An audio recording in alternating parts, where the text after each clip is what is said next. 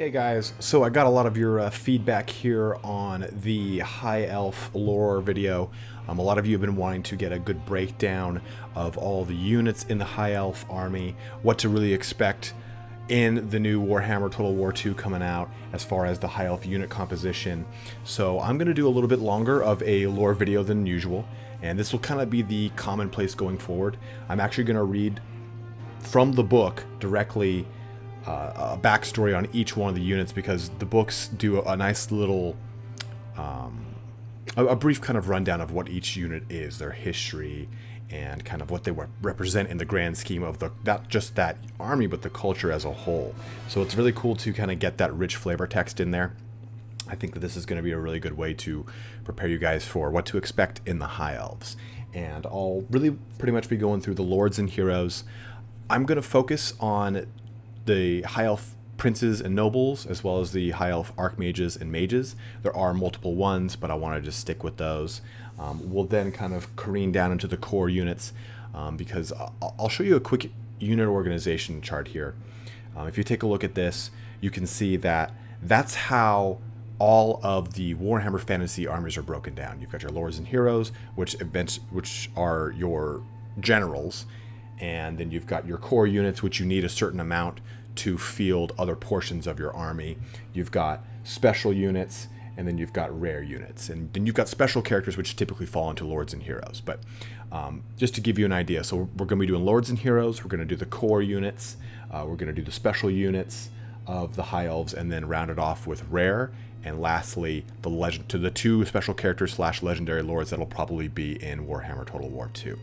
So let's just get going here, and please give some feedback if you want some more detail, less detail.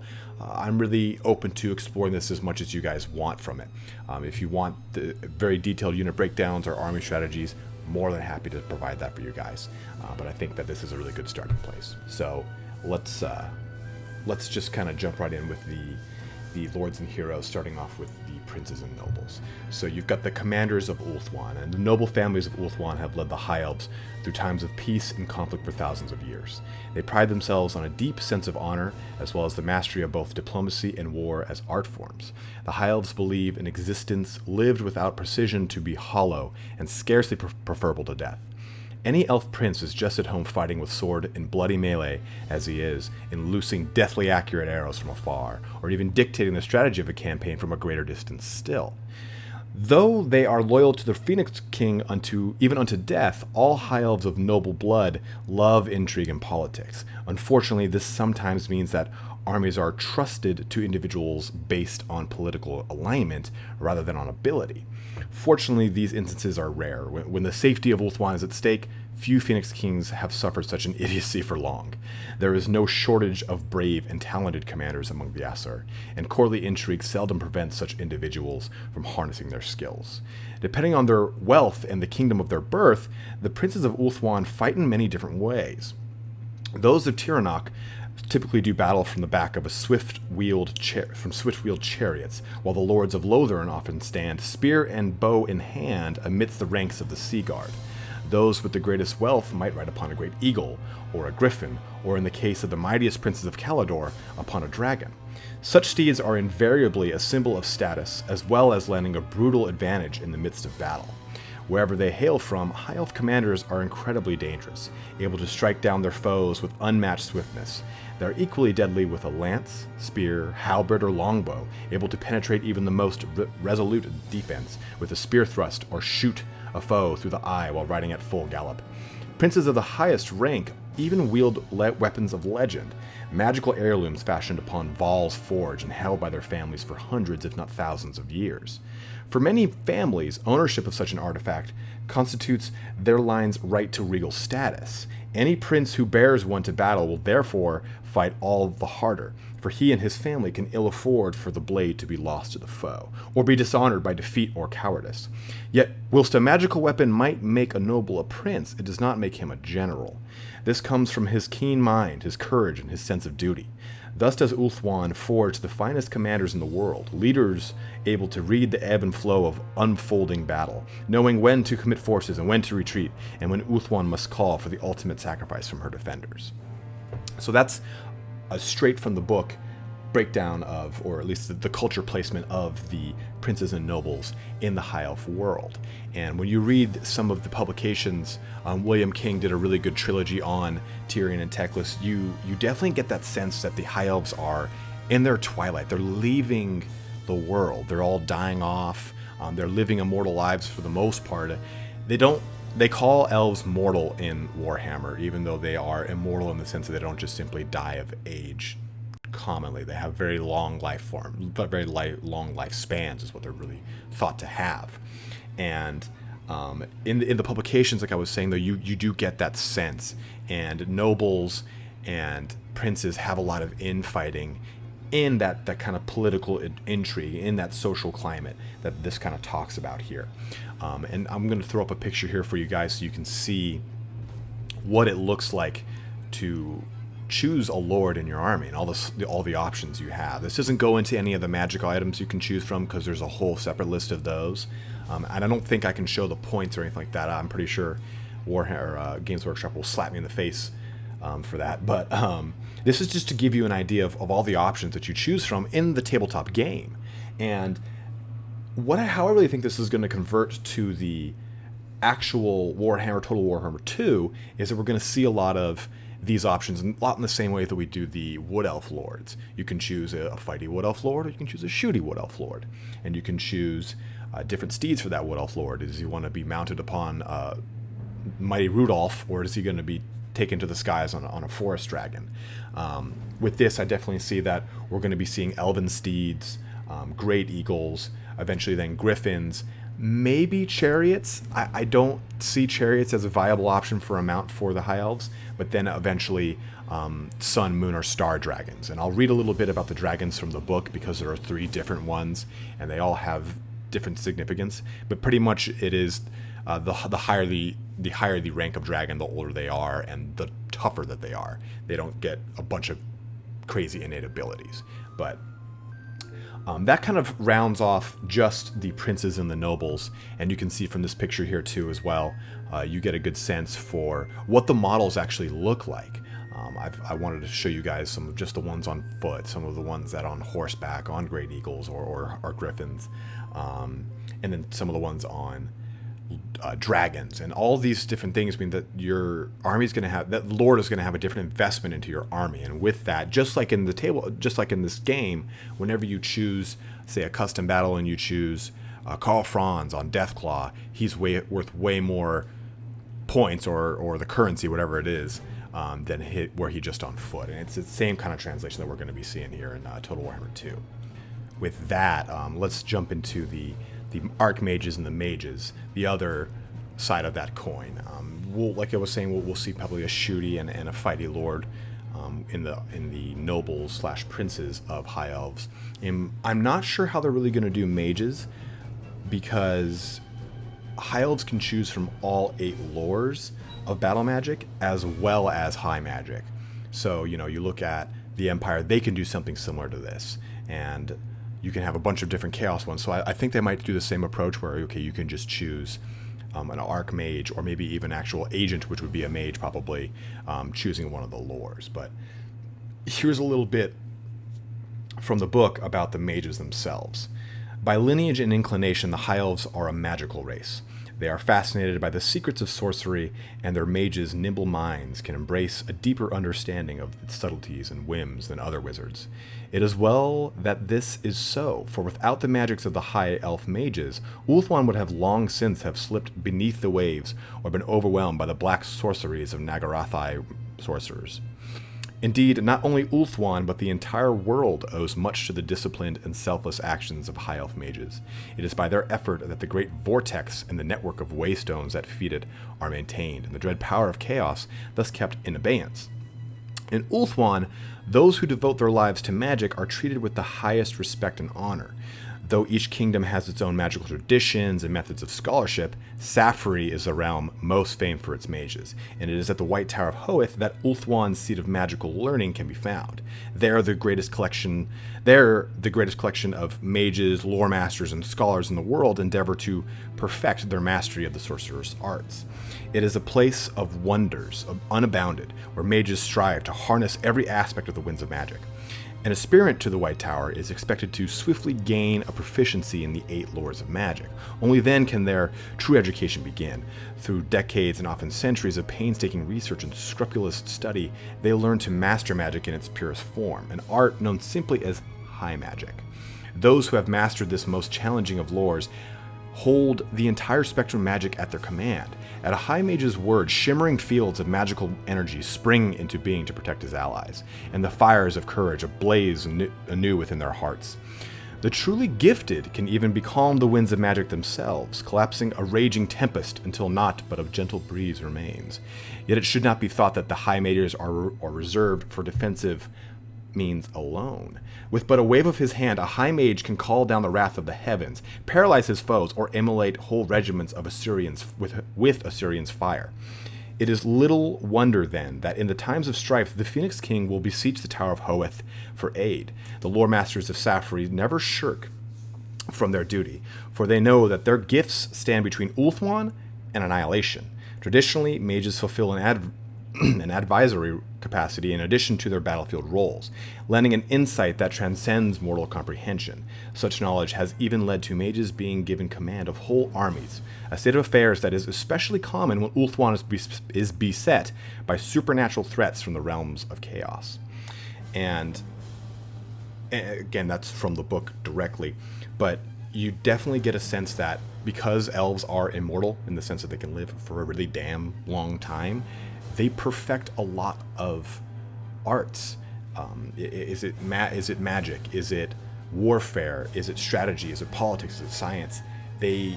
That's kind of some of the crux from the book as well, is that this race specializes in everything that it can. It's the mastery of everything it can get its hands on, and that's kind of where their braggadocious and very arrogant nature comes from. It's oh, you can do that? Give me a century and I'll learn it too. That's kind of where that comes from. But with mages, we're going to see a very similar mechanic that we do with some of the Archmages in the game already. So they can ride steeds, eagles, chariots, and dragons in the tabletop, and I see that converting directly over to Warhammer Total War, sans probably chariots. I've yet to really see a chariot lord, which would be kind of cool, I think. But let's kind of move away from that. We've touched on the lords, we've touched on the heroes, because you've got an archmage who is a lord, a prince who is a lord, then you've got his hero counterpart in a noble and a mage. And those what I think will probably be agents. There is another hero called the Anointed of Asuryan, who will probably be another agent for the High Elves. I could see that kind of the noble being just like a paladin or a lector count, something that or marshal, something to help out the public order and act as a bonus for the army. I could see the mage being the typical kind of mage agent, and I could see the Anointed of Asuryan being the closest thing that they would get to an assassin, because they don't really fulfill an assassin's role, but I could definitely see them kind of being used to hunt down specific characters and the such. But let's see, I think the next thing we want to take a step into here is the core units. Starting off mainly with Ulthuan's militia. And their militia is comprised of the backbone of their army, and the backbone of pretty much every army in the Warhammer universe, spearmen and archers. You know, that can't go wrong with those staples. But here's a little bit from the book directly on those two. Long ago, in a time of desperate need, the Phoenix King Morvael introduced a levy system so that all elves could be called upon to fight for the defense of their homeland. These levies were organized into companies based within their cities, towns, and villages. Morvael accurately predicted the need for a well-organized but flexible army to defend Ulthuan in the troubled times ahead. This system has stood the test of time and remains the cornerstone of the most elven armies to this day. Every elf, though he may be a craftsman, tradesman, or artist in peacetime, must become a resolute fighter in time of war. When a high elf begins his martial training, he first learns the arts of swordsmanship and archery. Only when he has mastered both blade and bow is he introduced into the white-garbed ranks of an archer regiment. For the High Elves, white is the color of purity and of death, and their robes symbolize their determination to fight to the end, no matter what horrors await them on the battlefield. Once trained, an archer serves in his regiment for a decade or more, forsaking all previous allegiances. There, he will learn how to send volleys of arrows high into the air so that they scythe into the enemy ranks from above, and when to hold fire against a charging foe, so that every shot cripples or kills. Most of all, he learns to focus his pride into a courage that will allow him to stand his ground. Ulthuan is forever beset by grave perils, and even the finest weapons are worth naught without valorous hands to wield them. After a decade or so, if the elf has proven his worth as an archer, he is called to fight as part of a spear regiment.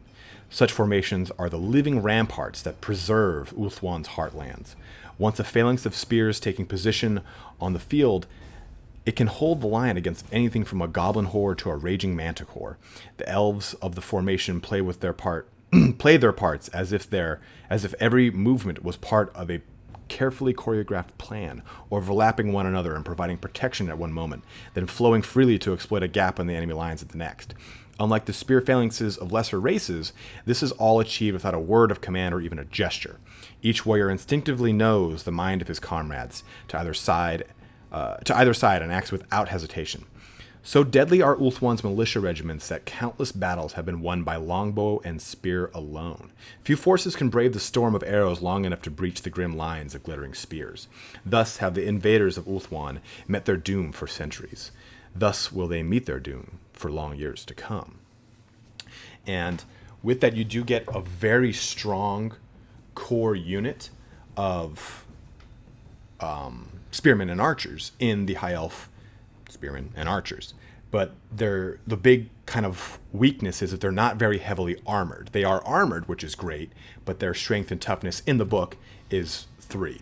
And if you kind of equate that into the Total Warhammer world, you'd be looking at like very well equipped Empire spearmen, because they don't hit very hard either, but they are not very skilled with their weapons. So you have a slightly more elite, but equally as, physically weak unit in the High Elf spearmen, and the same thing with their archers. But one of the nice things about High Elves, and I'm very curious to see how they translate this into Warhammer 2, is that spearmen have the ability in the tabletop to fight with an additional rank, meaning that they can use their 3rd rank to do more damage than other races can.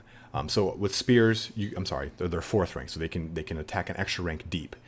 With spears, you already get that extra rank, then the High Elf ability gives you an additional one.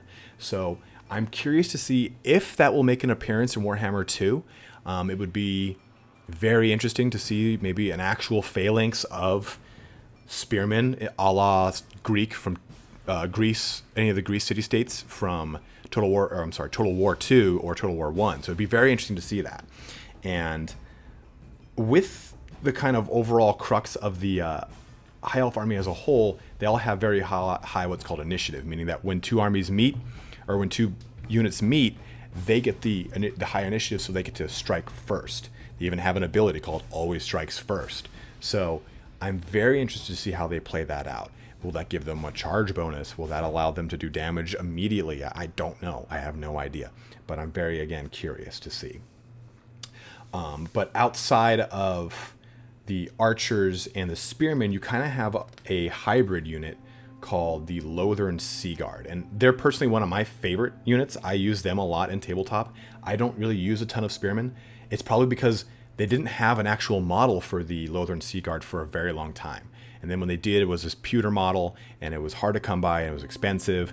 And eventually they released a plastic one, and people were all the rage. Everyone bought tons of them. But that's what I use for my front line, followed by archers in the back to support them. So the Lothern Sea Guard, again, have a very near and dear spot in my heart. But let's jump into how the book actually interprets them.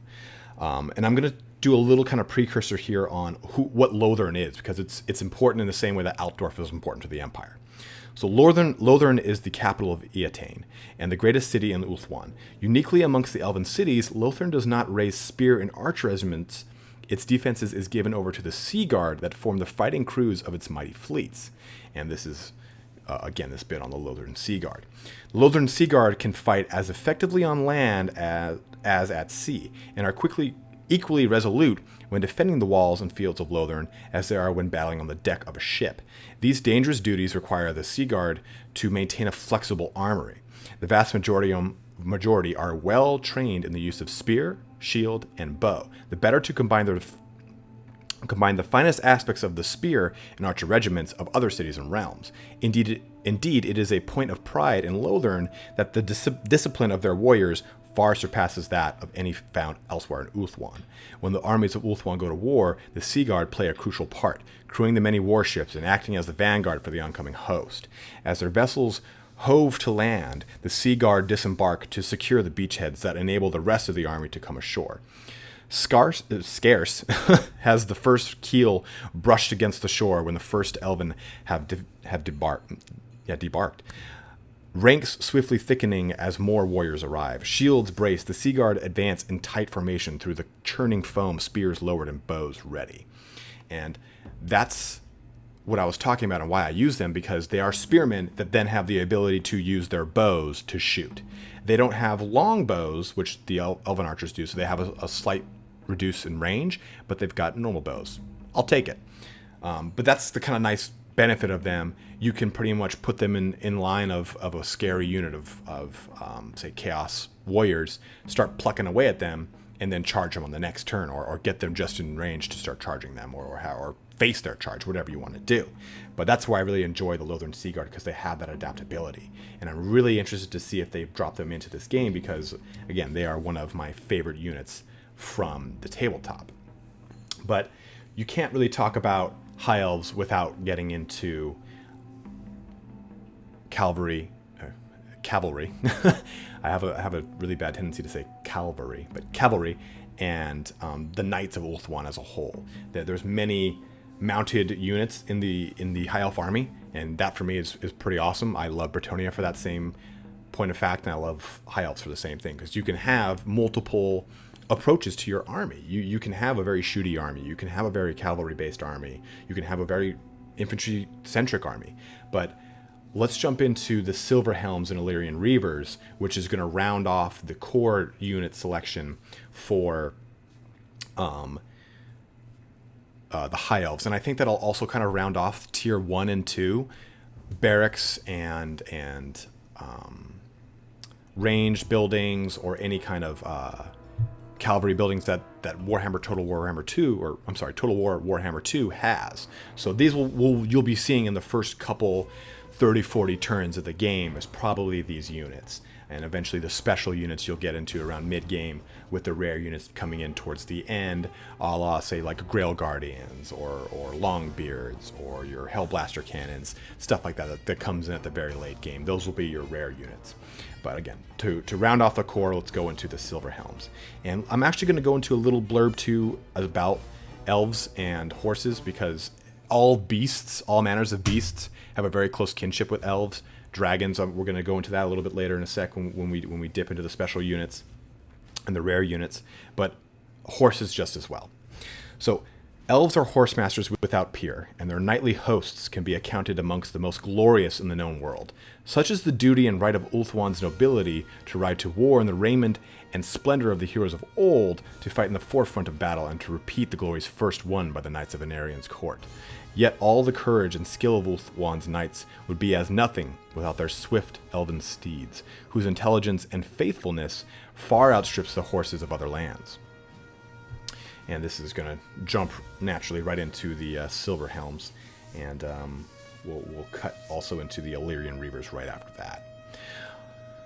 Of all the High Elf knights, it is the Silver Helms who are seen as the perfect exemplars of martial grace and valor to which young elves should aspire. Dragon princes are too distant and aloof. Ellyrian Reavers perhaps a touch too wild and uncivilized. Silver Helms are proud without being haughty, and brave without being undisciplined.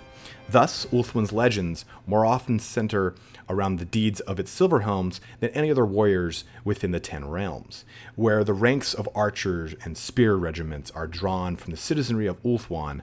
The Silver Helms are recruited purely from families of noble blood. Whilst such a calling is not compulsory, a few amongst the nobility are prepared to invite dishonor by not fulfilling their duty. Furthermore, service as a silver helm is often considered the finest way for a noble to prove himself as a warrior and leader both. A silver helm's first lessons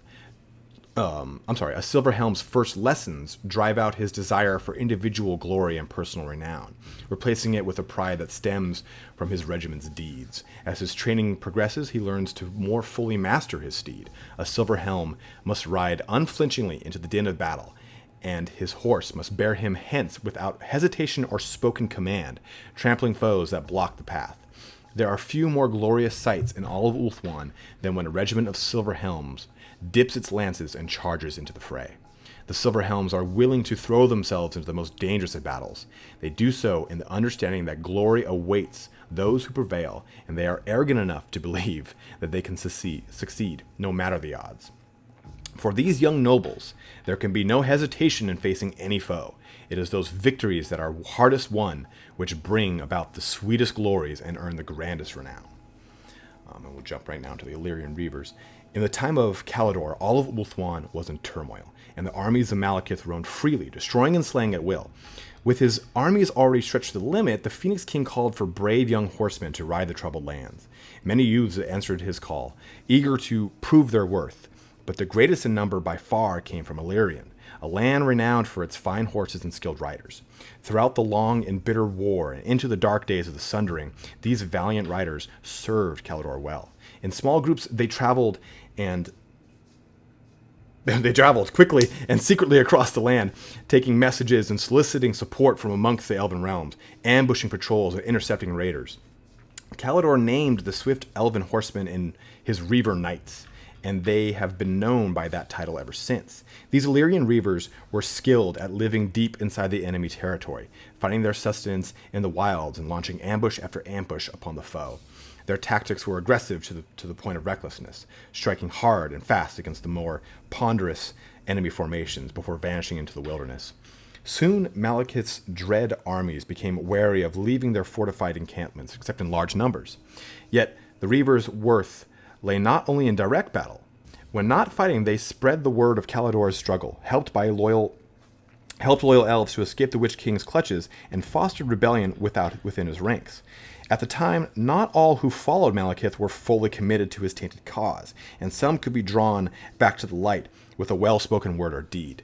To this day, the Ellyrian Reavers still form a deadly part of the Ulthuan's army. They rove the wild lands of Illyrian, slaying the monstrous beasts that leave the borders of the Anuli and seek to rampage through the inner kingdoms. Many a cockatrice or chimera has been laid low by the well-placed arrows or spear thrusts of the noble youths, and many more dark elves have had their cruel raids cut short. Indeed, such pride do the Ellyrian Reavers take in their kills that many of the young nobles keep a tally of slain foes. When the sun sets and the fighting ceases, he whose spear has felled the greatest number of enemies is granted the honor of carrying the regiment's standard into the next battle. However, he who slays the mightiest opponent receives Coronos' favor. When next he rides to war, he will do so as one of Coronos' harbingers, blessed with peerless aim by the wild god of the hunt. So you again have two very kind of familiar approaches to cavalry that we've seen in other armies. So you take a look at, let's just look at vampire counts. You've got their black knights with or without shields. That's probably how they'll do the silver helms, because you can choose to give them shields or not. You've got the Ellyrian Reavers, which are going to match some of the fast attack cavalry units of a lot of other armies. The Marauder Horsemen with throwing axes, the Pistoliers. A lot of other armies have this dynamic. So we should expect to see this from the High Elves. And you have a really cool approach in both of these units. They fit two different niches, and they look entirely different too. I mean, you've got your silver helms, which are these knights in shining armor type approach to elves, more or less. You've got the barding all over the horses. They're covered from head to toe in armor as well. Then you've got the Ellyrian Reavers, which are a little more lightly armored. They've got bows. They've got throwing spears. They've got more not flowers, but feathers on their helmets and on their horses. They look the part of what they're trying to embody. And it's funny because you notice that I'm talking about Kurnos, which is the same patron god of the Wood Elves, who is the wild god of the hunt. And again, this is where we get into the whole fact that the Wood Elves, High Elves, and Dark Elves all used to be the same elf at one point. But that rounds off our core units, and that gives us a good idea of what we're gonna be seeing in the first couple turns. And again, it's the same kind of mentality across all the core units. You've got a very well-disciplined, fast fighting force that is well armored and well armed, but is not physically very strong. They are elves in the long run, so they're not as strong as, say, a barbarian in the north, like a marauder. I'm sorry, like a chaos warrior is what I meant to say. With their natural strength of 3 and natural toughness of 3, we can expect them to be not papery, but a little bit not as stalwart as, say, again, chaos warriors or dwarf warriors who can really toes to the line. But with that, we'll kind of jump onto some of the other units of the High Elves. And we'll cut right into, again, the special units, starting with one of my personal favorites. In fact, all of these special units are my favorites. Every time I go to field a High Elf army, I try to include each one of them, which more often than not you can't do depending on your point range and what your army comp is like. But still, they're all individualistically really awesome, and they have rich backgrounds. So it's hard to choose one or the other because they're all so badass. But we'll get started with the White Lions of Chrace. The White Lions have served as the personal guard of the Phoenix King since the time of Calador I. Whilst hunting in Chrace, Calador received the news that he was to be the next Phoenix King. He immediately took the road to the shrine of Asuryan, but was intercepted by Dark Elf assassins. He would surely have died, but for the intervention of a party of Thracian woodsmen who swept out of the forest to defend him. The Thracians slew the Dark Elves, and thereafter saw Calador safely to the Phoenix Shrine, employing every iota of their woodcraft to avoid further Dark Elf ambushes that lay in their path. Calador's first act, once crowned as Phoenix King, was to form the Thracians into an official bodyguard based in Lothern. A warrior can only join the ranks of the White Lions after displaying considerable valor and skill upon the battlefield. He must then also complete the traditional rite of a Thracian warrior, to hunt and kill a white lion. These great cats are amongst Thrace's fiercest creatures. They stand as tall as the shoulder as a horse. They stand as tall at the shoulder as a horse, and a swipe of their claws is enough to shatter a spine. There are accounts of prides of white lions ravaging convoys and even attacking isolated villages should they become hungry enough. To slay such a beast is therefore an exceptionally difficult task, but if the warrior succeeds, he is entitled to wear the lion's pelt as a mark of courage. The thick pelt has another use too. Worn over armor, it offers excellent protection against arrows and shot. Although every Phoenix King since Calador the Conqueror has offered his bodyguard their choice of replacement weaponry, the White Lions continue to proudly bear their traditional woodsman's axe into battle. Many of the axes are ancient heirlooms, handed down from father to son across the centuries untold. Yet, they never lose their keen edge, and can fell a tree or cleave a man in half with but a single blow. White Lion regiments are often dispatched to join the armies of Ulthuan during times of particular danger, tasked with protecting High Elf generals and mages, or bolstering the overall strength of the army. White Lions are renowned for their unflinching courage in the face of overwhelming odds and terrible horrors, protecting their charge whatever the fate and regardless of the danger to themselves. So as you can see, they're pretty rad. They've got a really cool, rich history. They kind of sound almost like Roman Praetorians. I love the way they look because, as you can see here, they've got these. They're not very heavily armored, but those lion pelts confer a pretty large save against missile damage, which helps get them into close combat pretty quickly. And I think that we're going to see those make a translation here into the tabletop pretty well. And I just love the way they look with their giant plume on their head. And that's kind of characteristic of special units in general. They do have that plume, but you've got that massive axe. And if you've played Warhammer Online, you got to play as a White Lion of Chrace, which was awesome, because in doing so, you got to have a white lion as a pet, which was really, really cool, because as you leveled up, that white lion got more and more armored looking and became more beastly.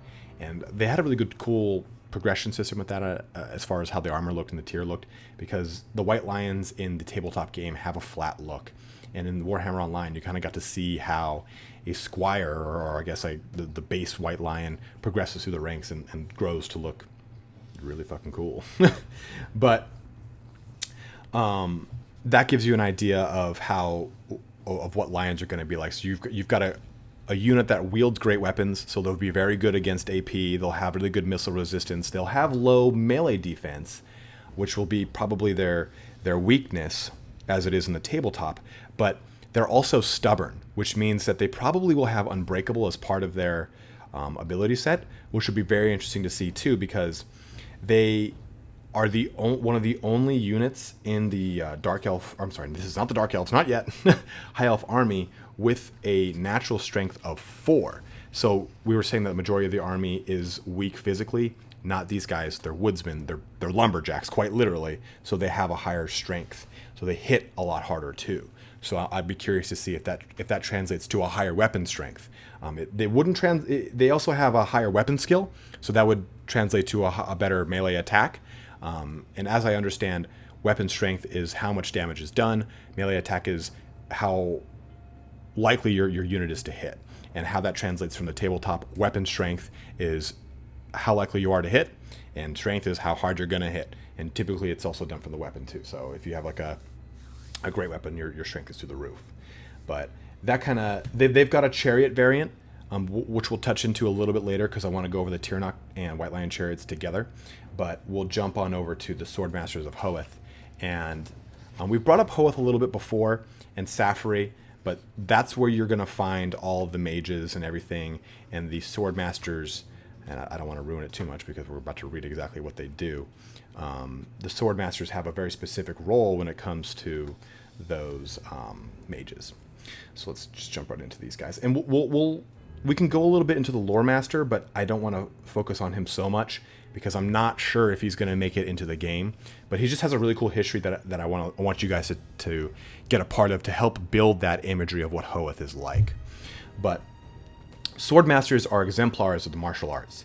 Each has studied warfare and personal combat for decades, or even centuries. It is even said that the highest masters of the order can slay a foe with but a touch or kill with a single precisely pitched whistle.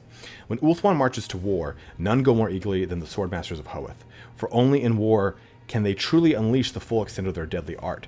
As the Swordmasters advance, their blades blur and weave, knocking aside arrows in mid-flight and leaving trails of bloody spray wherever Hoeth-forged steel tastes flesh.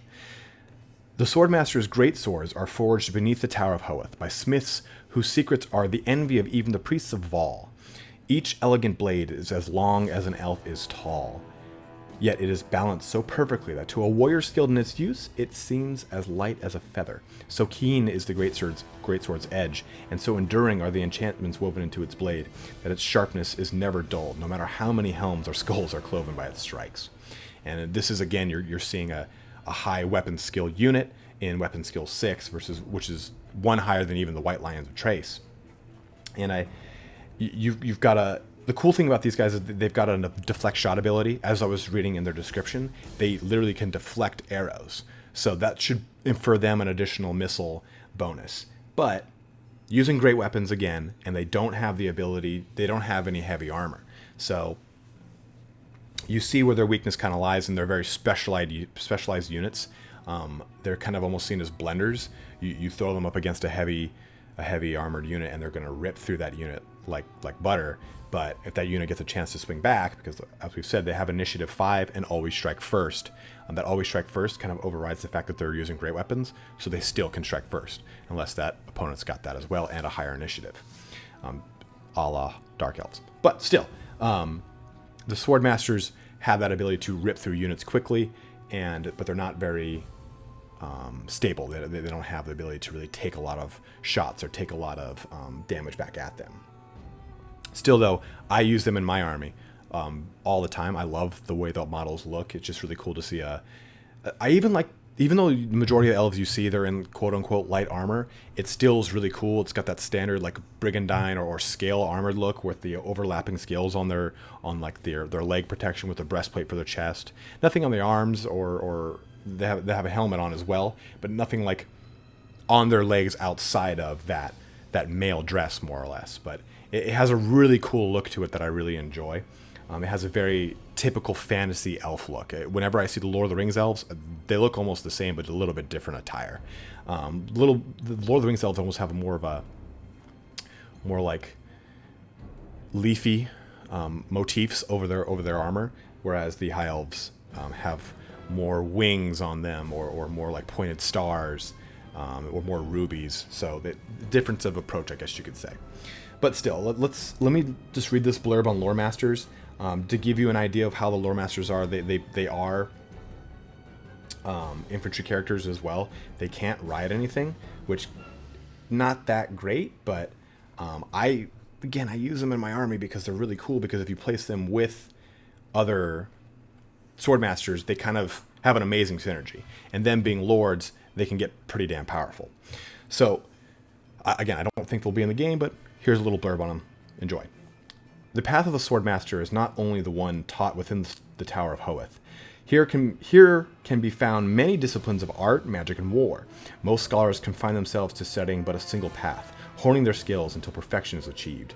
Even amongst the rarefied ranks of elf kind, it is unusual to find an intellect capable of mastering an entire path, let alone show accomplishment in several, but it is not impossible. Such is the achievement that marks out a lore master from a mere scholar. Lore masters are invariably gifted warriors, for their intellects find even the exacting disciplines of the Swordmaster almost childishly easy to master.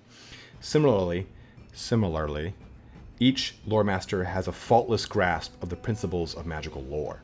However, he seldom wastes time in committing more than a sliver of battle magic to a memory. He is concerned with weightier and more elusive spells that are little suited to the battlefield. Beyond this, it is rare to encounter two lore masters who have trodden the same path to elimination. Even to an elven mind, the realm of knowledge is a labyrinth, and none can explore all of its many chambers. Indeed, centuries of scholarship have left more than a few lore masters with a touch of eccentricity.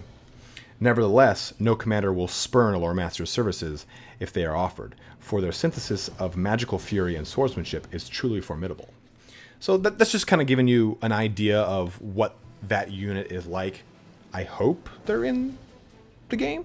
I mean, I see that we get like an expansion of lords all the time. Like, you started off in Empire with your wizards, and you started off with your Elector counts, and eventually we got the Sigmar, not the Hammers of Sigmar, but the Priests of Sigmar, which was awesome.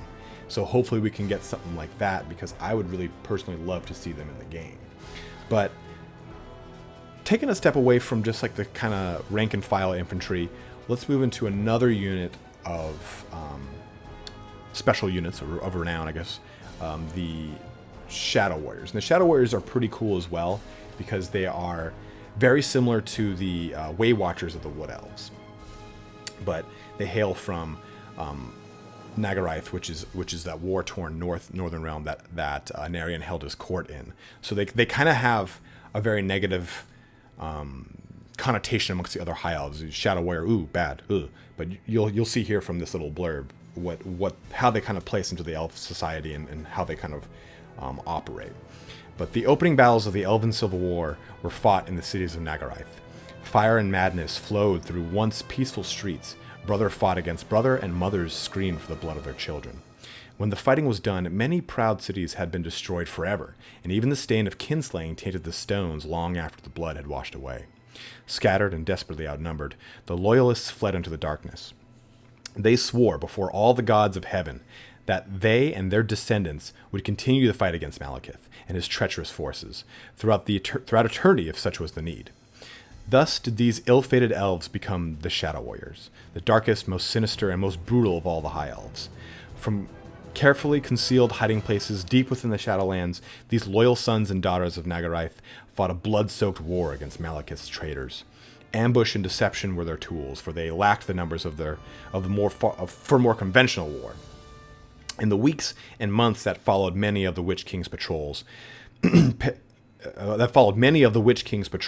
perished in lonely places, throats slit or pierced by arrows. To this day, the descendants of the Shadow Warriors continue their grim battle against the Dark Elves. Whether on the shores of Ulthuan or the lands beyond, tactics and skills that began out of desperation have now been honed to a fine and sinister art, passed down with family names and the last precious traditions of an older, more civilized Nagarath. Even at times when the populace of Ulthuan does not consider itself at war, there is no respite for the Shadow Warriors, only a ceaseless vigil against the approach of those traitors who sank their homeland beneath the waves. The hatred that the Shadow Warriors reserve for the Dark Elves is boundless, for the sundering costs them not just their lands and loved ones, but also forever stained their reputation with suspicion and dread. Any Dark Elf captured by the Shadow Warriors can expect a long and painful death. The Shadow Warriors' relationship with the rest of Ulthuan is a troubled one. Many High Elves mistrust them, ill at ease with their stony hearts and ruthless ways. Indeed, while they would only speak of it with caution, there are those who whisper that the Shadow War has left the Shadow Warriors more like their enemies than they would dare to admit. For their part, the warriors of Nagarath deem their distant kin to be soft and naive. Silently, however, they remain secretly grateful that the burden of the Shadow Warriors has not yet fallen upon their whole race. Whilst the Shadow Warriors never directly respond to a cry for aid, many a battle has been swung by an unlooked-for volley of black-fletched arrows, or the silent slaughter of an enemy sorcerer thought invulnerable behind his own lines. Though they are shunned and distrusted by their own folk, the bleak wardens of Nagarath know full well where their loyalties lie. So you have a really awesome unit in the Shadow Warriors. They're probably one of the first units I saw of the High Elves outside of just their archers. And I was like, ooh, these guys are cool, because they have these hoods on. Some of them have helmets on, and they have this really kind of cool, almost like an elf ninja approach. Very similar to the Way Watchers, how they're hooded with their masks over their face. The Shadow Warriors are somewhat similar in the sense that they've got these big black cloaks around them. They are Vanguard type units, so you'd place them to harass the enemy. They're not there for direct confrontation. They've got really high ballistic skill and weapon skill, so they can take out like an enemy artillery piece very quickly, very soundly, or you can place them in the way of a unit and kind of do some minimal damage before ultimately losing the unit, but doing what they're supposed to do: harass or block or disrupt the enemy's plans. And they're pretty awesome. You can actually have a lord or hero be kitted very similar to a Shadow Warrior and make him a walking ballista. So it's pretty awesome, the lore behind the Shadow Warriors, and I really enjoy that kind of dynamic. And what we might see from them in Warhammer Total War 2 is, I would assume, some sort of mechanic where they're always hidden, like night goblins and the such. They're skirmishers, so there's not a lot of them in one place, but I think they're going to play very similar to Way Watchers in that they don't have a shooting arc. They can shoot all around them, and the fact that they've got hatred Dark Elves. So I don't know if they've done anything like that in the actual game yet, with, like, say, the Slayers and Greenskin or anything like that. But it'd be interesting to see that dynamic, and I bet we'll probably see something where they do get some sort of like armor piercing dynamic or mechanic as well. But that kind of that does us for the Shadow Warriors, and again, the really cool kind of different from the previous two that we've talked about, because we've talked about the White Lions, very core infantry unit, the Bodyguards, the Praetorians more or less, which also kind of share a role with the Phoenix Guard, which we're about to jump into, and the Swordmasters, which are elite kind of blender unit, high damage, not as much armor though. But now we're going to get into a bit of the stockier, or I'd say the stockiest unit next to the Dragon Princes in the High Elf range, and that's the Phoenix Guard. And the Phoenix Guard, again, really awesome unit. It's hard to say that any one unit in the special is not my favorite, because they're all so damn cool, like I've been saying. But here's a little bit about the Phoenix Guard, and I'll read that blurb about the Anointed of Asuryan that I brought up earlier, because they just go hand in hand, so I wanted to keep them together.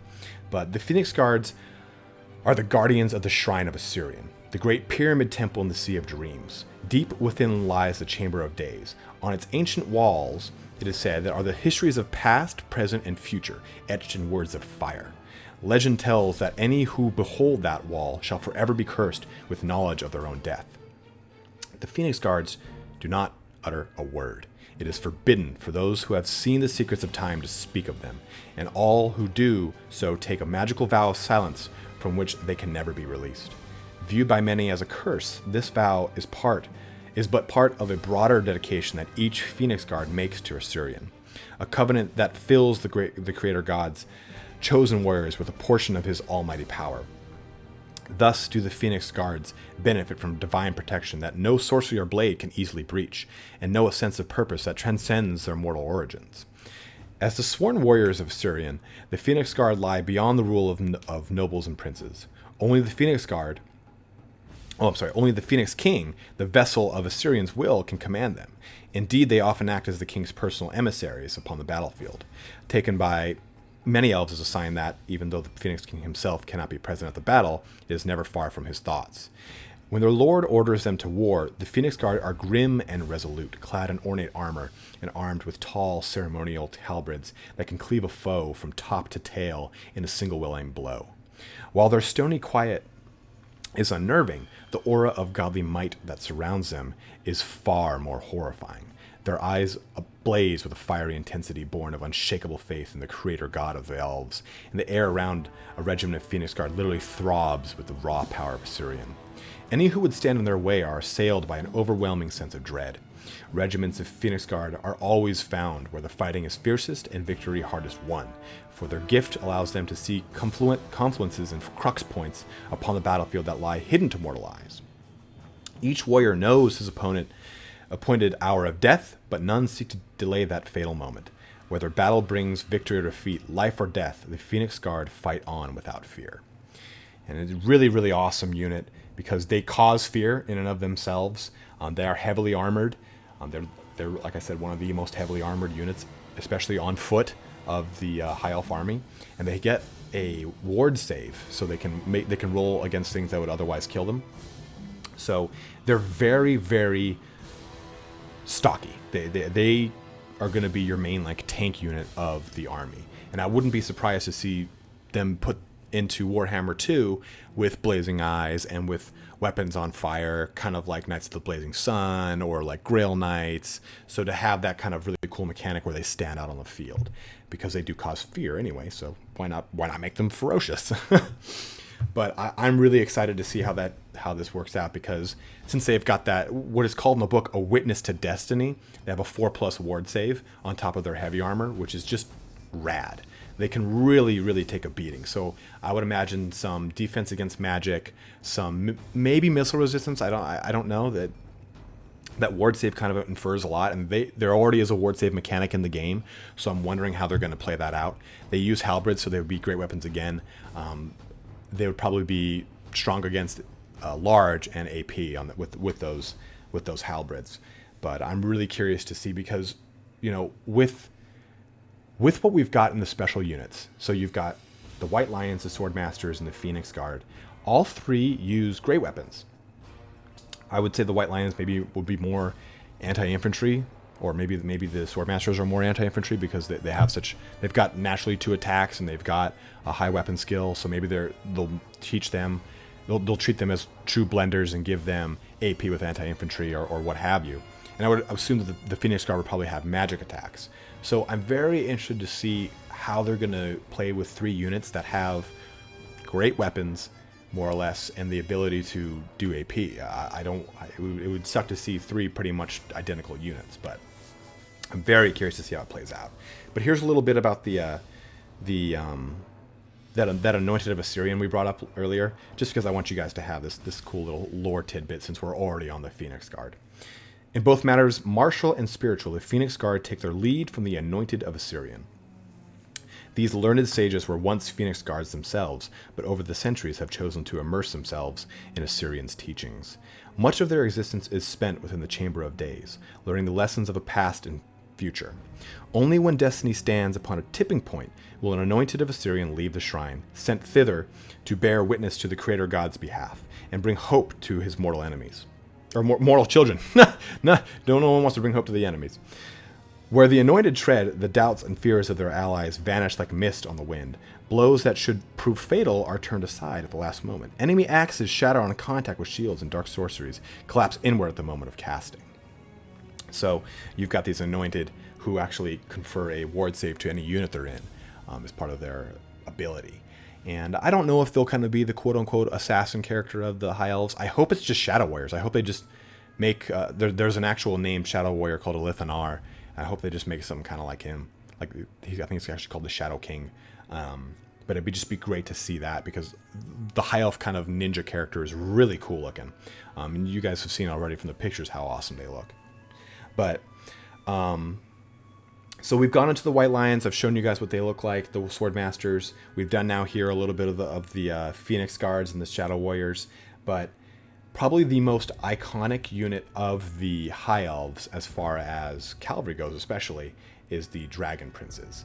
And the Dragon Princes round off our special units outside the Chariots to give you, again, a very diverse and elite portion of your army. And keep in mind, these special units will probably be seen towards the later of the game, and the Dragon Princes in specific will kind of go toe-to-toe with some of the more elite Blood Knights or Grail Guardians we've seen so far. But here's a little bit about the Sons of Calador. Long ago, Ulthuan was dominated by the valorous deeds and wise rule of Calador's Dragon Princes. Now the royal bloodline has faded, and the power of the dragons has diminished. But Calador's pride still shines bright. The princes of Calador once rode dragons, but today they ride to war upon swift horses. Both mount and rider wear crested Ithilmar armor, whose style echoes that of the dragon riders of old. This dragon armor is forged in the heart of Val's anvil, where ancient enchantments are bound into the cooling Ithilmar, ensuring that no lesser flame than the fires of Val can offer harm to the armor or its wearer. Dragon princes consider themselves so superior to Ulthuan's other soldiers as to have nothing remarkable in common with them at all. Worse, they pay little heed to others, though they may consent to consider suggestions. In many warriors, this arrogance would be dangerous, yet in the Dragon Princes, this pride springs from an utter surety of deed and a martial judgment that borders on the supernatural. When the Dragon Princes enter the fray, they undertake only the most dangerous of tasks. They crash into the enemy with arrogant disdain, slaughtering the foe with masterful strikes from both lance and sword. Indeed, it is said that the Knights of Calador can reduce an enemy warband to ruin more swiftly and mercilessly than any of Ulthuan's other warriors. Only in the thick of battle does a Dragon Prince's true character emerge. Hauteur gives way to determination, arrogance to courage. Gone is the aloof noble who disdains the company of all save his own kin. In his place rides a warrior who would die without hesitation if his sacrifice would save but one of Ulthuan's people. Only when the battle light fades from the Dragon Prince's eyes does the aspect of Caladorian noble slide back into place. Callous pride returns, leaving those who saw the selfless hero behind the mask to question if he ever truly existed at all. So you have these really awesome avatars of war almost in the Dragon Princes, and they're really, really cool units. Like, I mean, their armor is so awesome and ornate. It's got dragon swept wings over the shoulders. The helmet is a giant dragon head, dragon more or less. I mean, it has a giant head on it sometimes, and it's got big wings. And the shields are really cool and ornate. Everything about this unit in general is beautiful. I mean, you can see from these models that they're very awesome. I mean, I like these models so much that I use them in my Vampire Counts army, and just I bought another unit of them. I took the faces and I actually filed them out, so it's just like, it looks like a ghost head is in there, and I used them as my Blood Knights just because I wanted them to have a little bit more of an ethereal look to them. But some of them I kept the actual faces in and made them look like undead Dragon Princes. But it's such an awesome unit that I can't wait to see how they put this into the game. They have an actual ward save because they have what's called dragon armor. So it's a different armor altogether. Like dwarves have Gromrel armor, elves have dragon armor. So it also gives them resistance to fire. So I'd be really interested to see how that plays out. I'd be interested too to see if they give them maybe magic attacks, but they'd be great against infantry. Maybe have a bonus to large. I'm not sure how they're going to do this, because this unit has got, all of the elf units in general have really high leadership. So they're all pretty unlikely to flee. But with that though, you've got the Dragon Princes who have really high attacks. They don't trade a 1-for-1 with Blood Knights in the tabletop, because Blood Knights are considered a rare choice, but they're very strong. They're up there with the Knights of, the Knights of Bretonnia with their questing knights, or they're up there with chosen warriors on horseback, or chosen knights actually. So you've got a very, very, very strong cavalry presence in the entirety of the High Elf army. You've got a very strong infantry corps, but you also have the ability to jump onto chariots. And you've got 2 different ones. And most of the chariots in the game, like especially when you look at Chaos, they've got the Gorehound chariot and just the Chariot of Chaos with horses. So it's kind of the same thing with the High Elves. And you'll see with the Dark Elves have a similar dynamic. But you've got a Tyrannok chariot, and then you've got a White Lion of Chrace, or Lion Chariot of Chrace. And I'll go into the Lion Chariot of Chrace first, because I think it's a little bit cooler. It's a chariot literally drawn by white lions. So not all white lions are killed out of hand. The High Elves take no joy in needless slaughter, and often stay their blades should cubs be discovered. These infants would doubtless become savage and deadly beasts if they were left in the wild. But with expert care, the young white lions are raised to become as loyal as griffins. These tame white lions swiftly form a bond with the Thracian hunters that foster them, and later serve the armies of Ulthuan as war lions. So do many of the Phoenix King's bodyguards ride to battle in lion chariots. Each of these white timbered constructions is drawn by a pair of snarling white lions, whose savage power is belied by their feline grace and elegantly plated manes. Whilst a Tyrannok chariot might sweep across the battlefield, carefully picking at the foe, a lion chariot of Chrace charges headlong into the fray. As the war lions tear into the foe with fang and claw, the crew fight from the chariot platform, cleaving heads from shoulders with every axe blow. Such daring charges have become the hallmark of lion chariots, earning them a well-deserved reputation as the bane of even the most determined shield wall. So you get a very, just kind of like the Gorehound chariot, a very impact-heavy chariot that's meant to get up there, up and close and personal, and do some very heavy damage to the opponent. Whereas the Tyrannok chariot is not that. And so you can see right here, we've got the White Lion chariot, really awesome.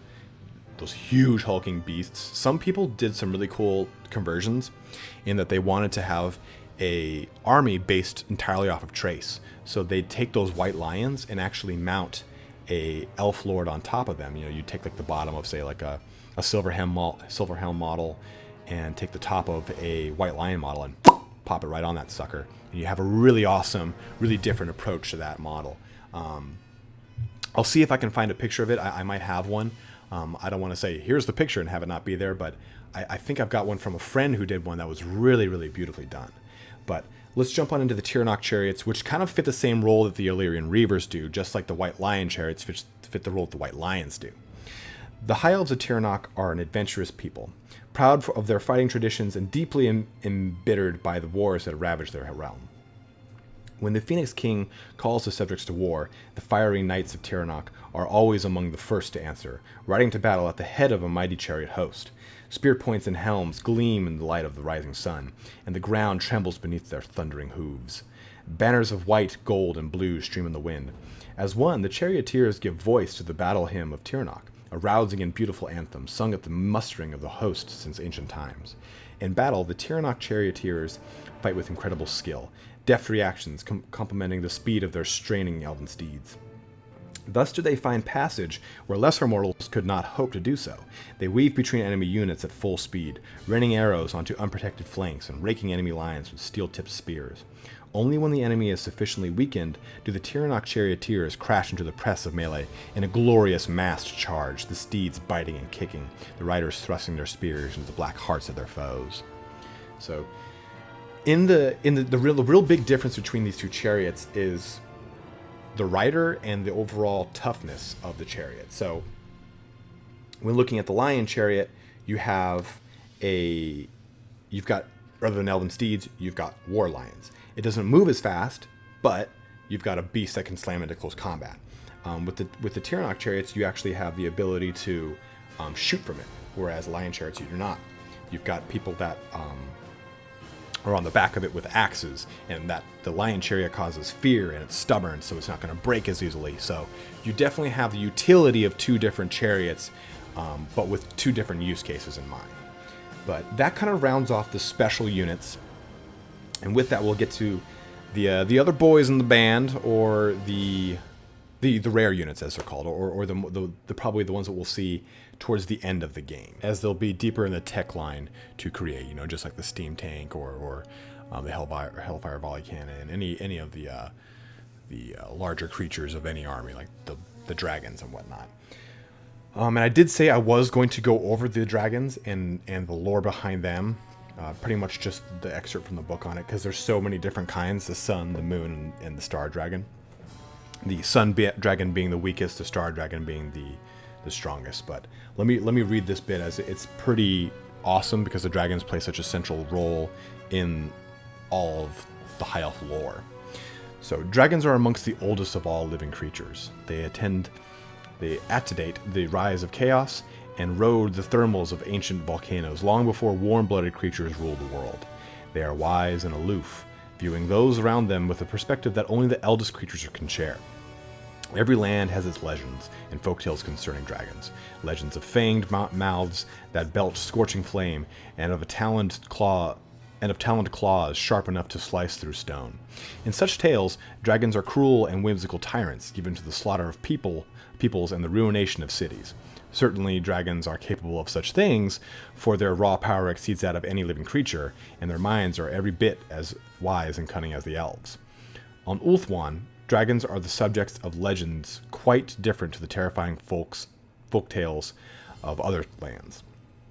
Without the dragons of Ulthuan, the High Elves would have been annihilated thousands of years ago, for the dragons are the elves' oldest and greatest allies.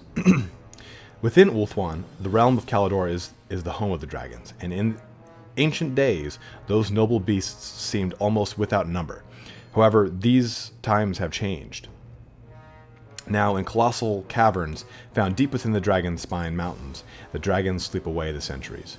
A mysterious languor that began in the earliest years of Tethys' reign has caused more and more dragons to enter a slumber from which only ancient Caledonian songs can rouse them. The songs of dragon waking are an ancient and closely guarded trust. Any who learn their secrets are then bound by a dolorous enchantment that will bring about their doom should ever the covenant be betrayed. Secrecy is essential for the survival of Ulthuan's dragons, for the Dark Elves both covet and hate the mighty creatures. Though there are few dread lords that do not desire to command such a beast, most would as soon butcher every last one, just to deny them to the High Elves. Whilst the Dark Elves have some few dragons of their own, they are black-hearted monsters, twisted by hate, a poor comparison to the noble beasts of Caledor. Few young dragons are hatched now on Ulthuan. The youngest dragons are referred to by the elves as sun dragons, in reference to their hot tempers and the rich, warm hue of their scales. Those dragons that surpass the sun dragons in might and enlightenment are known as moon dragons. The oldest and most powerful of Ulthuan's dragons are referred to as star dragons, for they are truly as ancient as the very stars of the firmament. While any dragon can savage an entire regiment of warriors, tear a manticore apart or rip the head off a wyvern, a star dragon is so physically powerful that it can battle against even the greater demons of chaos and prevail. So I'm very interested to see if they have that kind of mechanic in the game, because the different age of dragons results in a very powerful dragon or a decently strong dragon. I mean, if you're taking a look at just their stat points alone, a sun dragon would have a weapon skill of 5 that converts, remember, to melee attack, and their strength is 5, which would again convert to a weapon strength. So they're not as strong as their star counterparts, which have a weapon skill of 7 and a strength of 7 and a toughness of 7. So they're slower initiative-wise because they're older dragons, but they've got more attacks, they've got more wounds, meaning more health. So I'm very interested to see if they kind of enter that dynamic into it. And they also have a breath attack as well. So all those things I'm very interested in.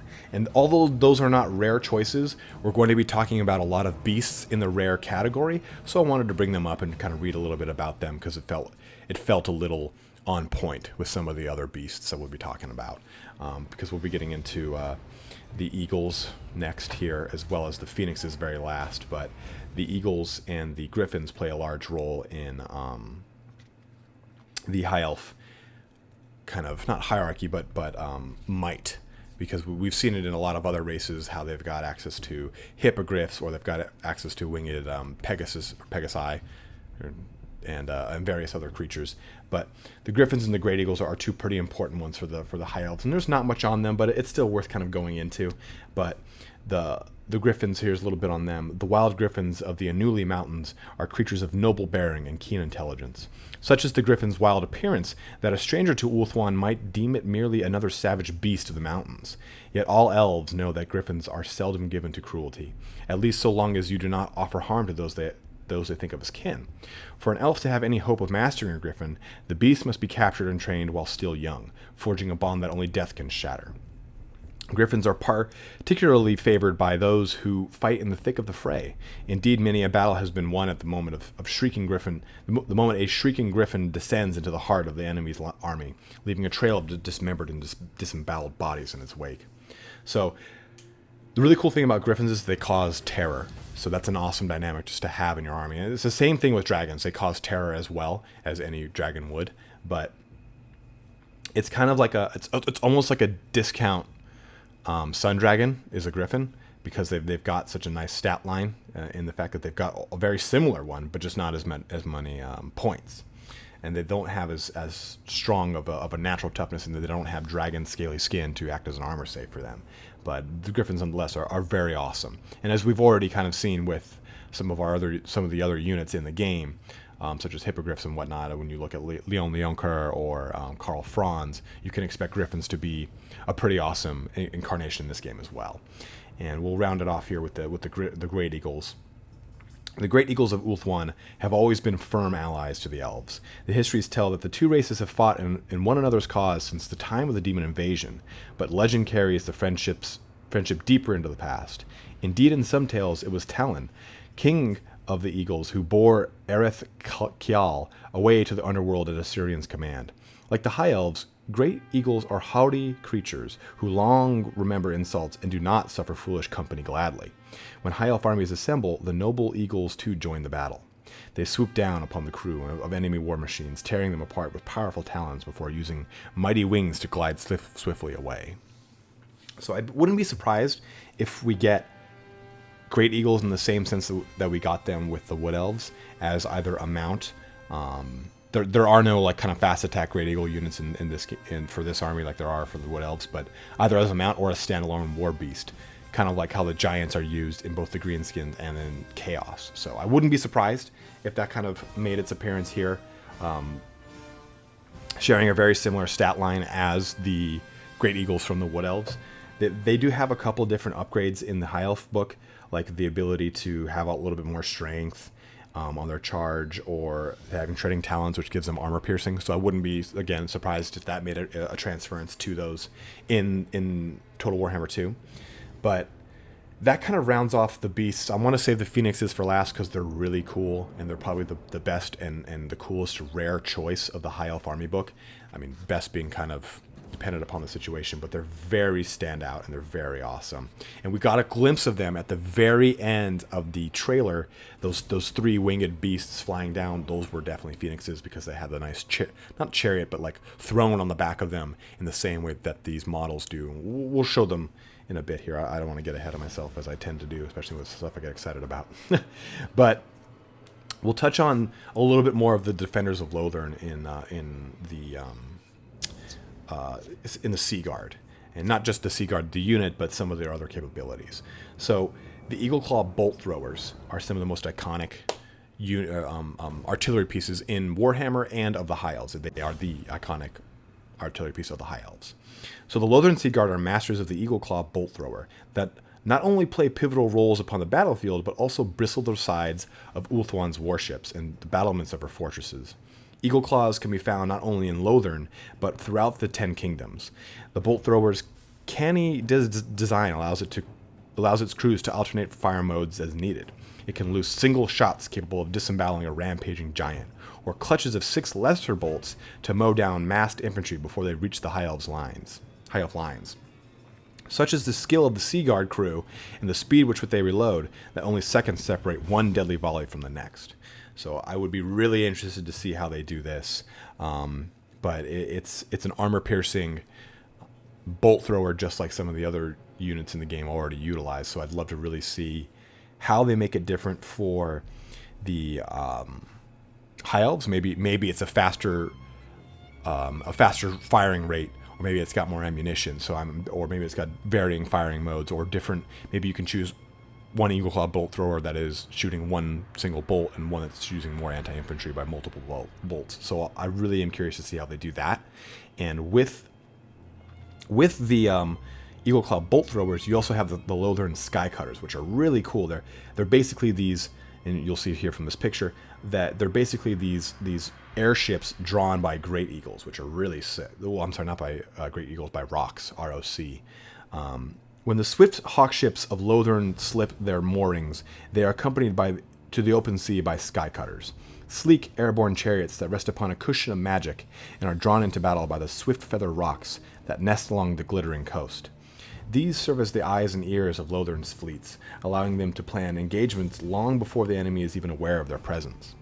Skycutters also serve as the outriders of Lothern's armies, for they can go where their grounded kin cannot. Should a Skycutter's crew encounter a foe, their goal is to clear the skies, ensuring that Lothern will dominate the heavens in the battle to come. The bows of the Sea Guard crew can harry lesser troops, but larger foes ignore their arrows.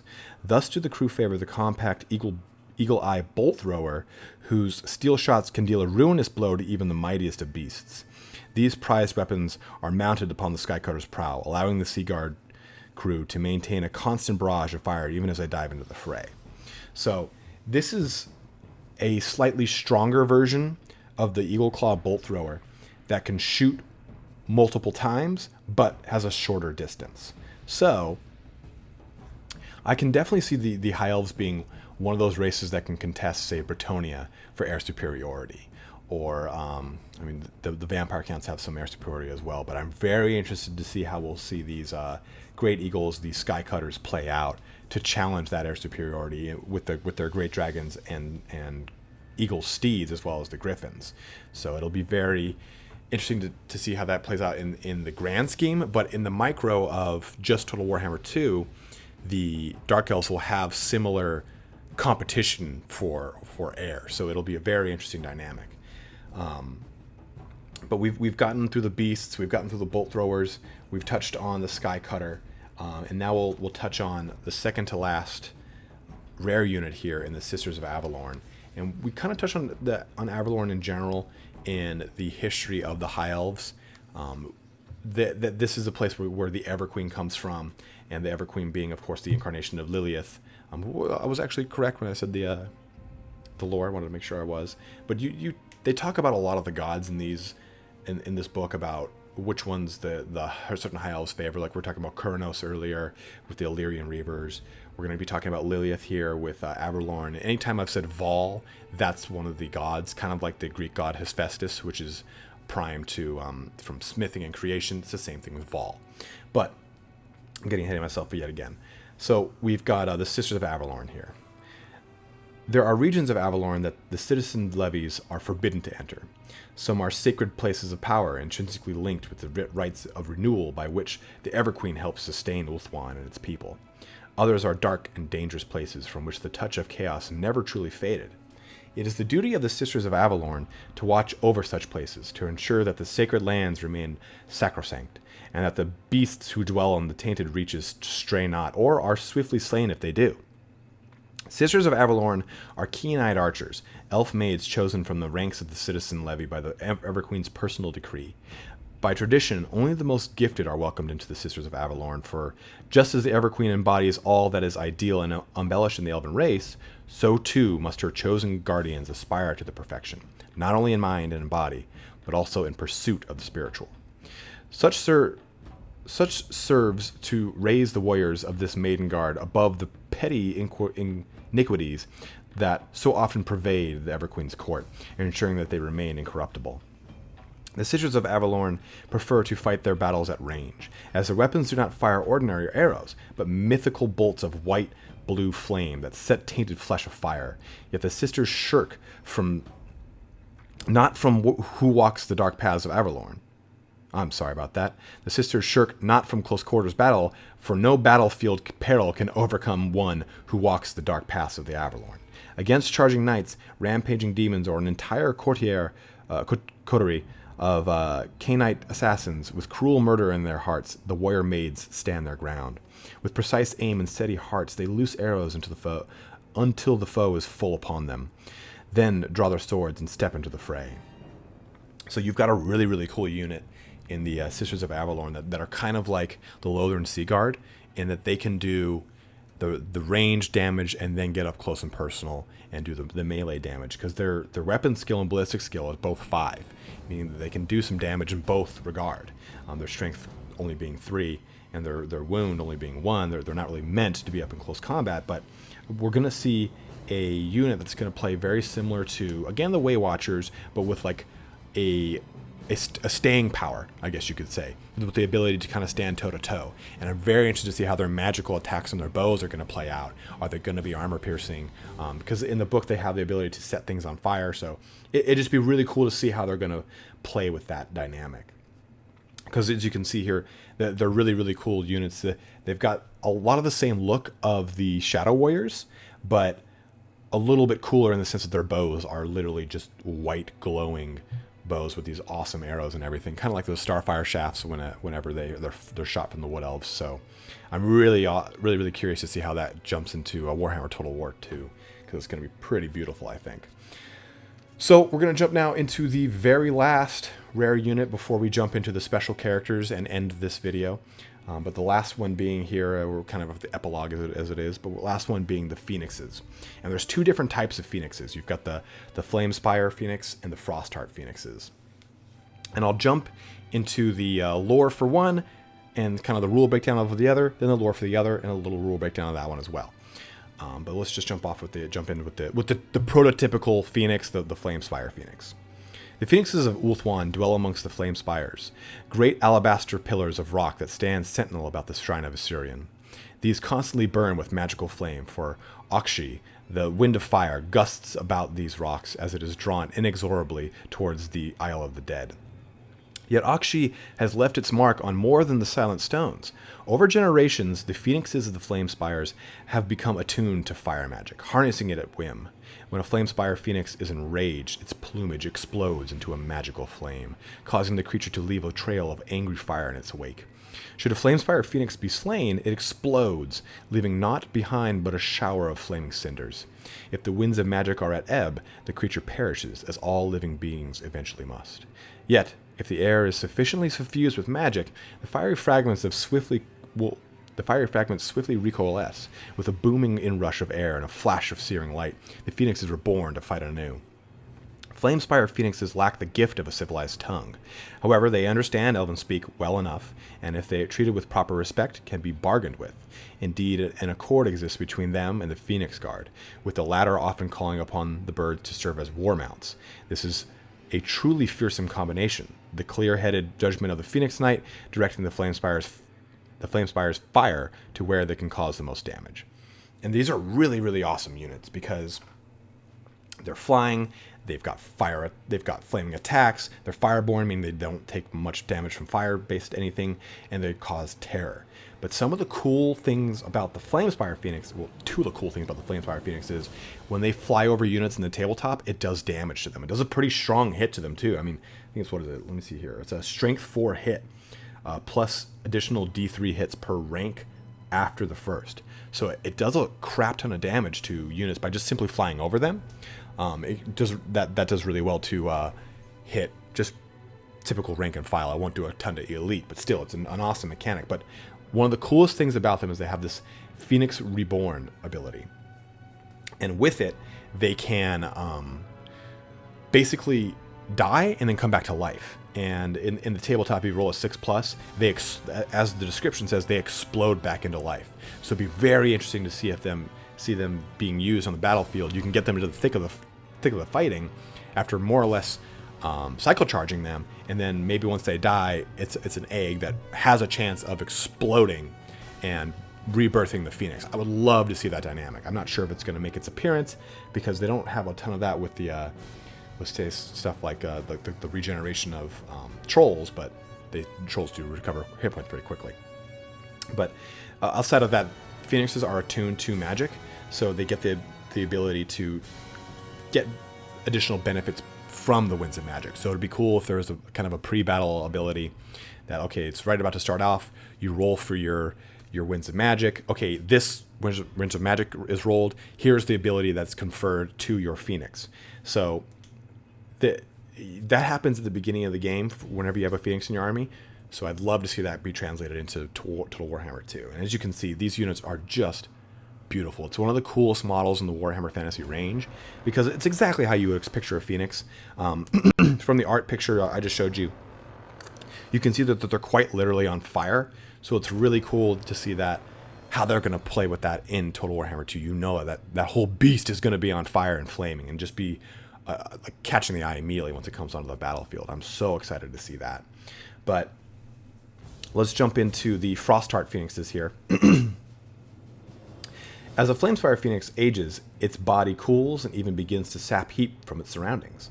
Finally, the plumage that once blazed with fire grows heavy with frost and ice. Once this occurs, the phoenix must leave the Flamespires, for the chill that surrounds it causes agony in its brightly burning kin. Most such Frostheart Phoenixes dwell in lonely exile on crags about the Eataine coast, until their bodies finally freeze solid, to leave curious frozen statues along the crags and cliff tops. Others return to the Shrine of Asuryan to offer their final days in service as war steeds. Whilst a Frostheart Phoenix may not possess the vigor and fire it commanded in its youth, it is a much hardier mount. The ice that sheathes its form is hard as glass, and enemies, not having the benefit of the rider's enchanted armor, find their own strength and resolve, eaten away by its chill presence. Knowing they can no longer resurrect themselves in magical fire, the Frostheart Phoenix fight even harder in defense of their homeland, determined to end their existence, striking a final blow against the enemies of Ulthuan. So, you again kind of see that repeating motif with High Elves of the older becoming better, but also kind of at a sacrifice. You see that in the dragons. You see that in the race themselves. They're dying off, and they're at their twilight, but they're still far from not dangerous, you know. But the cool thing about the Frostheart Phoenixes is, yes, they are a hardier mount. They have higher strength, they have higher toughness, they have higher weapon skill, more wounds, they have the same wounds, but a little bit more attack and a little higher leadership. So that overall confers to a stronger, hardier unit in what would be Warhammer Total Warhammer 2. And I always say Warhammer Total Warhammer, but I mean Total War Warhammer 2. They have a much higher armor save too. They have a 5+ natural armor, which is nice. That should incur a bit of a melee defense bonus in Total Warhammer. But the cool thing is they get this blizzard aura, which slows down everything that's around them, and it makes them so they attack less. So I could see that converting to lower weapon strength, and maybe some mechanic where they actually attack slower. So I'd really love to see these units, and you can see right here, beautiful units again. You already saw them from the art picture, but here it is again, of just the blue to the red contrast. And you know they're going to be dripping with some kind of like ice graphic or some kind of display, something like that in the actual game. You can, from the actual models, the back of the Flamespire Phoenix on the wings has got like kind of a fiery, cindery look, and on the back of the Frostheart Phoenixes, as you can see, is like kind of a frosty snowflake look. But that rounds off the entire High Elf roster, but we cannot forget their legendary lores, Tyrion and Teclis. But I wanted you guys to get a good idea of where each one of these units places itself in the High Elf hierarchy, because everything has a very specific place in the High Elves, and that's what is so cool to me about the High Elves themselves. They're a very disciplined, very structured army, and very similar to empire in the sense that it is a very structured army. Not so much discipline, not a lot of great leadership, but still, you get that same sense. And that's why I love that this kind of imperial high elf army. And there's no other elf in the fantasy world that really matches how high elves look in Warhammer Fantasy. And I've always kind of said, every time I ever see elves in another world or another fantasy world, I'm like, oh man, I hope they're like the high elves of Warhammer. Nope, nothing like it. But let's kind of round everything off here. Let's put a nice button on everything with the two legendary lords of Tyrion and Teclis. It's pretty important to note that these are pivotal characters in the Warhammer world. As the end times plays itself out, these guys are center stage of everything, and they're two characters that are near and dear to me, as most of everything is in high elf lore. But they're amazing characters. I'm really excited to see them brought to life. But I'm going to read through their entire page in this book here. It's going to be a little bit long, but it's also really, really awesome. And I really want you guys to kind of share their history with me. I think it's a really, really, really, really awesome history. And I'll go into a little bit about them on a stat basis, what I think they're going to be like in the game, and maybe a little bit about their magic items. I don't want to get too much into it because it's very speculative, but it's also just really cool to hear about, I think, for a lot of you guys that are such huge fans of Total War Warhammer, to hear what the board game's like and what a lot of us in the Warhammer community have just been obsessing about for years and years and years. I think Warhammer Fantasy came out in like the 80s. I know that Rogue Trader and 40K came out in 1987, but still, that's neither here nor there yet again. But here's your little bit here on Tyrion and Teclis, the defenders of Ulthuan. Among the High Elves, the names of Tyrion and Teclis are spoken with hushed respect. The fame of these twin brothers extend throughout Ulthuan and into the lands beyond. Born into one of the oldest families of Ulthuan, the brothers can trace their line back to the doomed Anarian, first and mightiest of the Phoenix Kings of Ulthuan. It is their destiny to perform mighty deeds and shape the fate of kingdoms. Prince Tyrion is the High Elves' greatest living warrior. So valiant and skilled is he that the bards of Ulthuan sing that he is nothing less than a Anarian reborn, a tale that is given credence far beyond Ulthuan shores. Since Tyrion's meteoric rise to fame, many have whispered of his destiny to lead the High Elves toward a glorious future, and perhaps one day to take the Phoenix crown. If Tyrion hears such gossip, he pays it no heed, for he is unswervingly loyal to Finubar. Thus does Tyrion concern himself only with the twin duties of protecting Ulthuan and its Everqueen. However, the latter is seen less as a duty than it is a calling of the heart. It is common knowledge that Tyrion is Elariel's consort and has been for many years. Though Tyrion is a great warrior, he is no politician, and he is much given to speaking his mind or openly speaking truth where others would prefer only silence. But for his lineage and battle record, he would long ago have been ostracized by those noble who hold themselves to be cleverer and subtler than he. As it is, none wish to directly challenge he who banished the demon Nkari at the Phoenix Shrine, slew Urien Poisonblade upon the Finuval plain, and set the verminous horde of Crit Squeal to flight with the aid of none save his noble steed Mulhandir. Moreover, Tyrion enjoys not only royal patronage, he also counts many of Ulthuan's greatest heroes amongst his closest friends and allies. Indeed, some elves even whisper that Finubar has hidden Tyrion from a warrior's council, a body answerable to none save the Phoenix King himself. I'm sorry, that was form a warrior's council. Alas, Tyrion's future may yet come to naught. Across the long lineage, all who have sprung from the line of Morleon, son of Anarion, have been beset by a terrible curse. It has taken many forms that has passed through the generations, ranging from madness of spirit and weakness of body to other more insidious taints. Thus far, Tyrion appears unafflicted, though some whisper his black moods and short temper are but early signs that all should heed. It may yet be that High Elves' most stalwart defender might one day fade into tragedy or madness. Until that day, those who would threaten Ulthuan must first defeat Tyrion, heir of Anarion. Teclis is Tyrion's twin brother, but two more different siblings would be hard to find. Where the curse of Anarion has yet to leave an obvious mark upon Tyrion, it has made his brother frail and caustic. Indeed, so feeble is Teclis that his body can only be sustained by the consumption of magical potions. Yet no one, at least of all Tyrion, sees Teclis as the weaker twin. His destiny merely lies along another path. Teclis has been blessed with a talent for magic that makes him preeminent, not only amongst the mages of Ulthuan, but in the whole world. Though it is little acknowledged in Nagaroth, the Witch King accedes that Teclis is his superior, and since the Battle of Finuval Plain has taken care not to come into direct conflict with his younger cousin. It is even claimed that Teclis' power approaches that of the great necromancer Nagash, so it is fortunate that he has devoted his life to thwarting the powers of chaos and death. The twins also differ greatly in their strategic outlook. Where Tyrion sees the protection of Ulthuan as his chief duty, Teclis seeks to safeguard the whole world. Such is the ideology that led him to aid Magnus the Pious during the Great War against Chaos, and thereafter found the College of Magic in the Empire. Since then, Teclis has walked abroad in many other lands, sharing his wisdom with those who have need of it and wielding his magics to keep the dark forces of chaos at bay.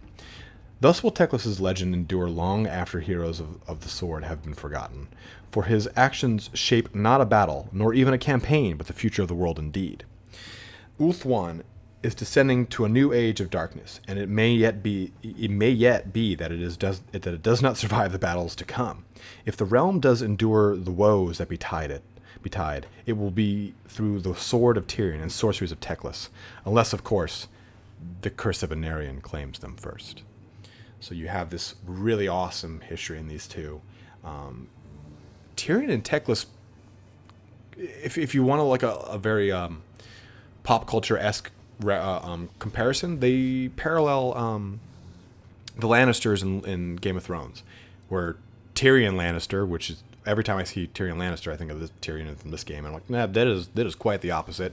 Tyrion Lannister is haggard and hunched over, mismatching eyes, very impish, unlike the actual show. But he's very smart and cunning and has a very good wit about him and knows politics and knows the world. And his brother Jaime is the swordsman that everyone's afraid of. You kind of see that parallel in Tyrion and Teclis, which is really awesome. And when it comes down to Tyrion's actual weapon stats, I mean, he's through the roof. He's got a weapon skill 9. I mean, he's one of the strongest actual figures in the entirety of the Warhammer world. I mean, he's got a weapon called Sung Thang, and this is the ancient sword. This ancient sword, forged to slay demons in the earliest days of Anarion's rule, burns with the captured fires of the sun. I mean, this thing slays through people, it cuts them like butter. He's got the dragon armor of Anarion, which allows him to have a +1 plus armor save, meaning his melee defense is through the roof, and he's also got a 4+ ward save on top of it. And he has the ability. He has a larger aura that inspires the army, so they can use his leadership from a greater distance than normal heroes, an additional 6 inches to be exact. So we should probably be seeing that in the game as well, allowing him to have maybe through a special, one of those very top special legendary lord only abilities that allows him to increase his radius of effect. But the Heart of Avelorn as well, which is an enchanted item that he gets. It gives him some magic resistance, which is really great, but it also allows him to cheat death more or less. If there's a wound that's going to kill him, he can actually recover from it and negate the wound, which is awesome. It is only a one-time use, but still. So you have a sense of a very beastly character in Tyrion, and in Teclis you've got an unparalleled mage. I mean, there's nothing in the Warhammer world short of some of the slan we're going to see that are going to match him on a magic casting basis. And it's really interesting to see how they're going to do that, because I think they might have to imply he's one magic over the other, because he can choose from all the different magics in the game. But he's got a scroll that allows him to, the Scroll of Hoeth, which, I'm thinking of the War Crown of Safari, which allows him to, it increases his magical ability even further. He's got a special sword, which he does a ton of damage with. And this is a really cool staff, the Moonstaff of Lilith. I'll read the little blurb on it for you guys here. The Moonstaff is imbued with the immortal power of the goddess Lilith, eternally youthful daughter of Aisha, which flares through Teclis and invigorates his feeble frame. In times of great need, Teclis can call upon the full power of the staff. Doing so allows him to unleash a fearsome barrage of magical power, or else dissipate dangerous sorceress energies before they spiral out of control, but also leaves Teclis himself badly weakened. So it's a really cool ability, staff that he's got, that negates the miscast abilities of the spells in game. So it's really cool to see how they're going to translate that into the actual software, the actual Total Warhammer game that we're going to be playing here. But I'm very interested to see how they're going to generate spells with him, because he doesn't generate spells according to the normal rules of the game. He can choose here's a little bit. He can choose either to know all the spells in a lore of high magic, or choose one spell from each of the 8. So that's what I'm really curious to see. Are they just going to give him all the high spells, or are they going to say, hey, you can choose your spells from maybe like in the same way that you would choose a spell at any other caster. You get the first one to unlock it, then you can choose another one to unlock another spell. So I wonder how they're going to do that. I'm very interested. But that really rounds off the entirety of the High Elf roster list. You guys have a really good breakdown now of what our lords and heroes are going to be like. Hopefully some of our agents and what's going to come from there. What our core units are going to be like, those very early game units. What our special units are going to be like with the mid to late game units. And then lastly, our rare composition and how those are going to flesh out the rest of the army, especially those phoenixes. Cannot wait to see those phoenixes. And lastly, we kind of got everything covered away here with the legendary lords for you guys. So hopefully this gives all of you a really good idea of the High Elves. I would like to do this for the Dark Elves and the Lizardmen as well. So let me know, guys, if this format works for you, if you'd like something a little shorter, just what you have in mind. I'm definitely open to criticism and critiquing on this. It's a community effort, I like to say. But I'm looking forward to your feedback. Please sub up and be on the lookout for some more Lorehammer videos. Have a good one, guys.